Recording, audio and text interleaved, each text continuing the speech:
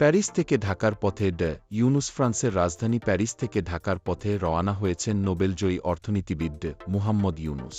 বুধবার ৭ August Charles the গল বিমানবন্দর থেকে ঢাকার উদ্দেশ্যে রওনা হন তিনি।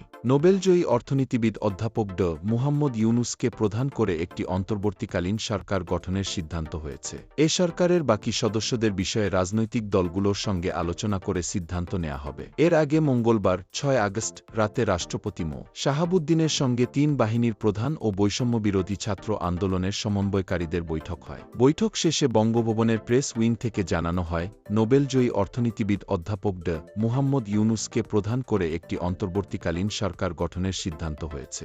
এ সরকারের বাকি সদস্যদের বিষয়ে রাজনৈতিক দলগুলোর সঙ্গে আলোচনা করে সিদ্ধান্ত নেওয়া হবে। সেনাবাহিনী প্রধান জেনারেল ওয়াকারুজ্জামান, বিমান বাহিনীর প্রধান air chief marshal Hasan Mahmud Khan, নৌবাহিনীর প্রধান অ্যাডমিরাল মোহাম্মদ নাজমুল হাসান, ঢাকা বিশ্ববিদ্যালয়ের আইন বিভাগের অধ্যাপক আসিফ নজরুল, আন্তর্জাতিক সম্পর্ক বিভাগের অধ্যাপক তানজিম উদ্দিন খান ও বৈষম্যবিরোধী ছাত্র আন্দোলনের এক ৩ সমন্বয়ক বৈঠকে উপস্থিত ছিলেন।